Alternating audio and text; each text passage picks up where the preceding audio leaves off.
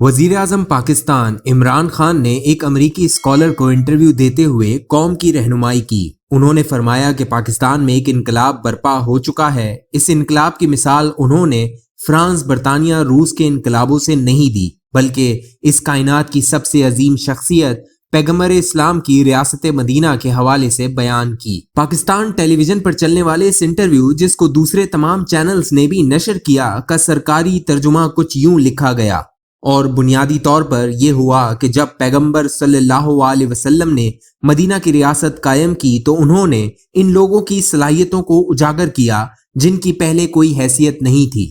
اس کے بعد وہ سب عالمی سطح کے رہنما بن گئے۔ اس کے بعد وزیر اعظم نے ایک آسمان کو چھوتا ہوا دعویٰ کیا۔ انہوں نے فرمایا، میرا ماننا ہے کہ پاکستان بھی اسی صورتحال سے دوچار ہے، یعنی عملاً وہ یہ فرما رہے ہیں کہ ان کے 3 سالہ دور میں ایک نئی ریاست مدینہ کی بنیاد رکھی جا چکی ہے، اور وہ یہ سمجھتے ہیں کہ انہوں نے پاکستان کو ایسے نقطے پر لا کھڑا کیا ہے جس کے بعد نتائج ویسے ہی ہوں گے جیسے ان مقدس مثالوں میں جن کا وہ روانی سے تذکرہ کرتے رہتے ہیں۔ یقیناً قوم اس بیان کے باعث حیرانی اور تسلی جیسی کیفیات سے گزرے گی۔ تسلی اس بات کی کہ ملک کا وزیر اعظم جب یہ دعویٰ کر رہا ہے تو کچھ سوچ سمجھ کر ہی کر رہا ہوگا۔ اسے ریاست کے تمام فیصلہ سازوں کی حمایت حاصل ہے۔ تمام انٹیلیجنس ایجنسیاں ان کو بغیر تعطل کے معلومات فراہم کرتی ہیں۔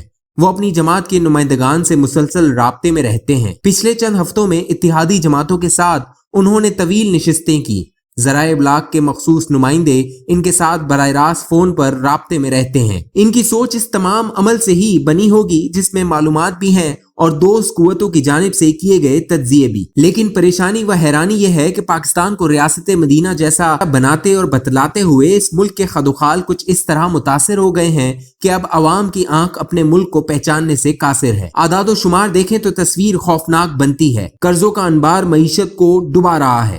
1947 سے 2018 تک 30 خرب روپے تک کے قرضے حاصل کیے۔ ان قرضوں کے ساتھ پاکستان کی سیاست میں پھیلی ہوئی بدعنوانی، لوٹ مار، قومی خزانے پر ڈاکے مارنے کے تمام الزامات بھی جڑے ہوئے ہیں۔ یعنی عمرانی انقلاب سے پہلے جتنے بھی حکمران گزرے، انہوں نے بدترین پلاننگ اور خوفناک ترین کرپشن کے نتیجے میں اس ملک کو 30 خرب روپے کے قرضوں میں ڈبو دیا۔ عمران خان کی حکومت کے آتے ہی قوم کو بتایا گیا کہ اب ایک سیاسی مسیحا آ گیا ہے جو قرضوں کی دکان کو بند کرے گا، ملک کو اپنے وسائل کی بدولت اپنے پاؤں پر کھڑا کرے گا، اور اس طرح ایک آزاد قوم دوبارہ سے جنم لے گی۔ امید یہ دلوائی گئی تھی کہ 30 خرب کے قرضے کم کر کے 20 خرب کیے جائیں گے، تو اس طرح 10 خرب کی بچت ہوگی، اور چونکہ نئے قرضے نہیں لینے پڑیں گے تو یہ خطیر رقم عوام کی فلاح پر خرچ کر کے ان کے تمام خوابوں کی تعبیر کر دی جائے گی۔ مگر اسٹیٹ بینک کی طرف سے جاری کردہ رپورٹ کے مطابق پچھلے 3 سالوں میں 20 خرب روپے کے مزید قرضے لیے گئے ہیں، جو ملک 2018 میں 71 سال کی ٹامک ٹوئیاں کے بعد 30 خرب روپے کا مقروض تھا، آج 50 خرب کے قرضے کندھوں پر اٹھائے پھر رہا ہے۔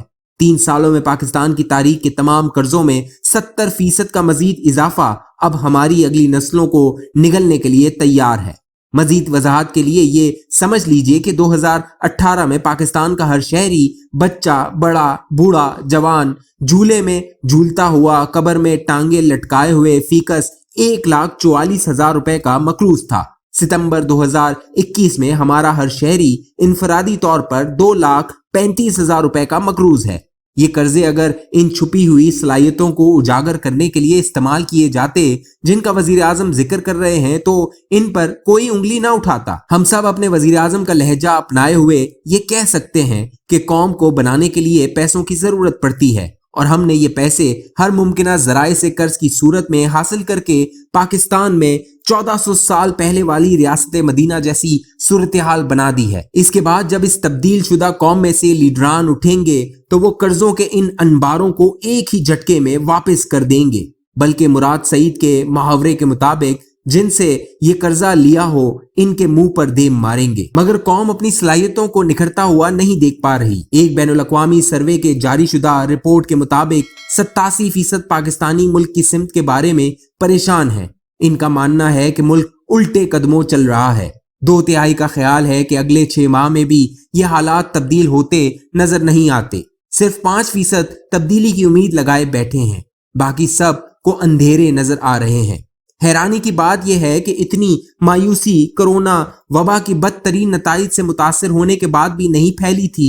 यानी इस वक्त जब कारोबार तमाम निज़ाम जिंदगी के साथ मुअत्तल हो चुका था, अवाम की निस्बतन ज्यादा तादाद मुस्तकबिल के बारे में मुस्बत सोच रखती थी, मगर अब मायूसी बुलंद तरीन नुक्ते पर है। हालत ये हो गई है कि वो पिंडाल जिसमें मौजूदा हुकूमत को 10-20 साल तक ताकत में रखने के नारे लगते थे, अब माइक पर पार्टी कारकुनान की जानिब से वजीर आजम के इस्तीफे की बातों से गूंजते हैं। वो तमाम कुव्वतें जो छाती पर हाथ मारकर फख्र के साथ 2018 में इंतखाबात को अपनी बेहतरीन कामयाबी की ट्रॉफी के तौर पर पेश करते थे, अब इधर उधर छुपते फिरते हैं कि कहीं इनको मौजूदा निजाम के बारे में सवालों के जवाब न देने पड़ जाएं। सर्वेस के मुताबिक गुर्बत में इजाफा, जालिमाना महंगाई और न खत्म होने वाली बेरोजगारी ने एक ऐसी दलदल बना दी है जिसमें कौम मुसलसल दंसती हुई नजर आ रही है। समझ नहीं आ रही कि वजीर आजम रियासत मदीना के अजीम इनकलाब की झलकियां किस खिड़की से देख रहे हैं। वो कौन सी पहाड़ी है जहां से इनको अपने लाए हुए इनकलाब का सूरज अपनी तमाम ताबनाकियों के साथ दिखता नजर आ रहा है।